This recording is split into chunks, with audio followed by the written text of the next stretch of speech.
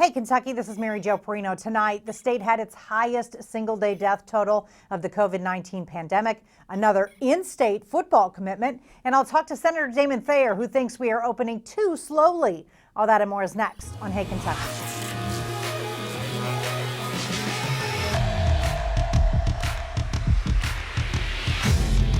Welcome to Hey Kentucky with LEX 18 Sports Director Keith Farmer. And Keith, kind of some breaking news. The NCAA says that football players and other athletes can return to campuses on June 1st. However, the actual decisions will be made by individual states and universities, but the NCAA is clearing the path for that.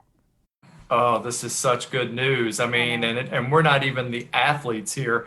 It's great news for us to know that they're coming back and at least have a chance to start getting ready for a 2020 season. One step closer. But before we get into more football talk, we do have to get into this. We start off with the latest on the COVID-19 pandemic, and yesterday was a sad day.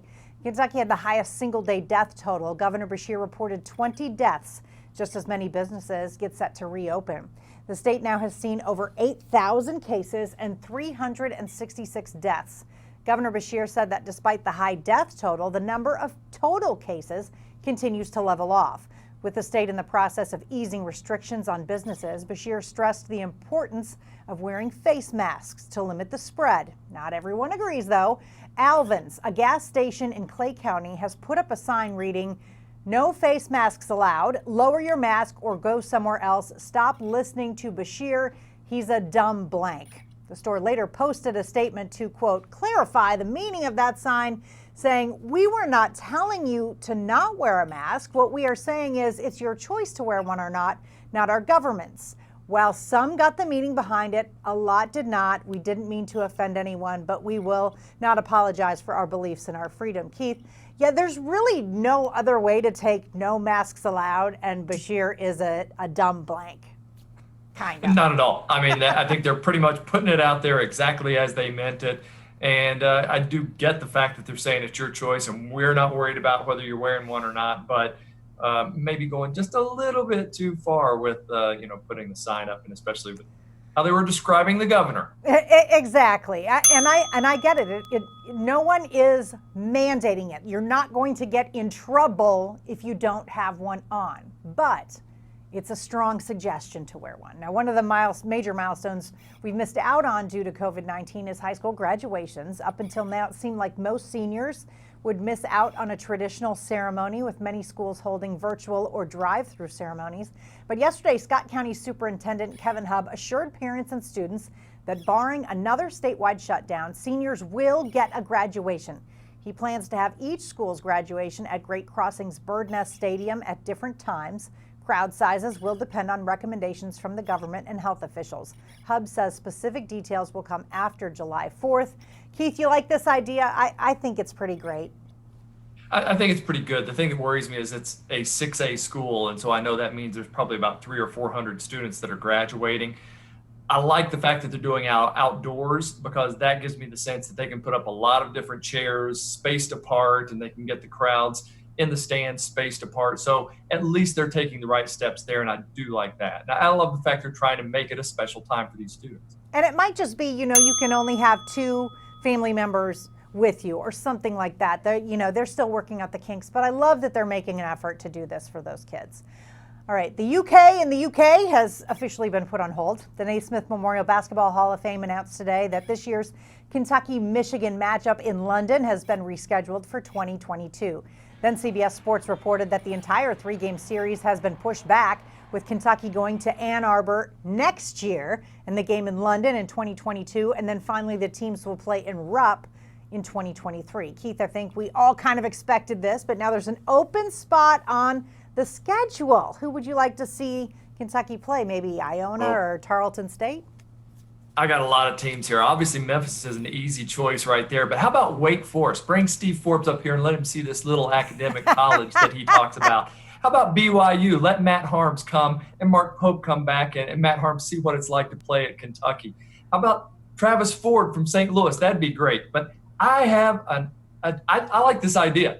All right, where the Kentucky Derby is second in the line this year for the Triple Crown, right? So it's a crazy year. Let's throw all things out. How about schedule Louisville? And let's do a home and home in the same season within maybe a couple of weeks. Wow.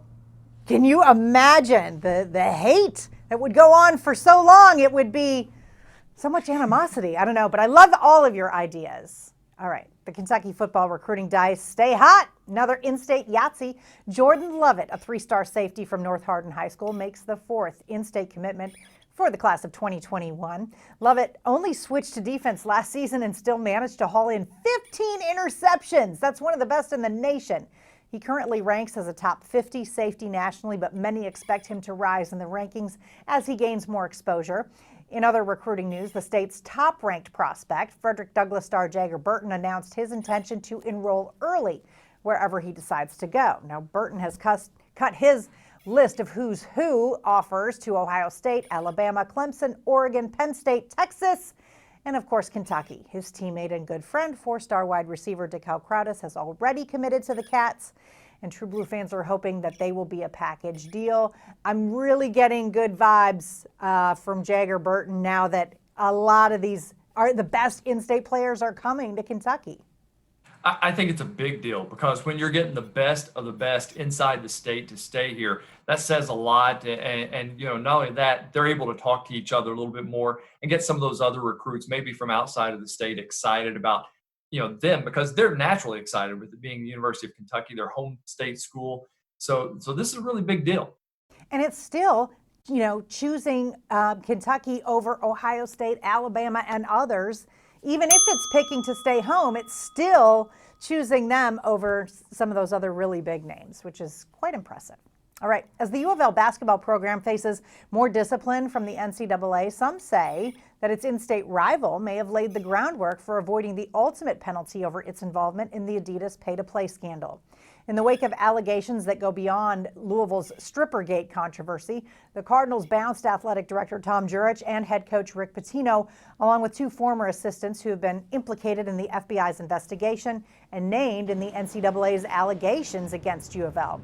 UK took part in a similar house cleaning in 1989 as the program faced execution by the NCAA over a pay-to-play and academic scandal, ultimately avoiding the death penalty. Keith, I think there should be no doubt that Louisville should not receive a death penalty for this.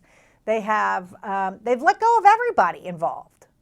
Yeah, and at that point, who are you really going to be punishing? You're going to be punishing the people that were never here before, that were all innocent by all regards. And so I just don't like the idea. Was it anything that they looked at from UK 30 years ago? I doubt it, but I think they made the right choice and, just cleaned house and started over again. And maybe in the end, that will help out Louisville. Well, they shouldn't get it. That's the first thing. All right, up next on Hey Kentucky, another conversation with the state Senate's majority floor leader. Damon Thayer returns with some strong words about Governor Beshear's handling of the COVID-19 crisis and his reopening schedule. Stay with us.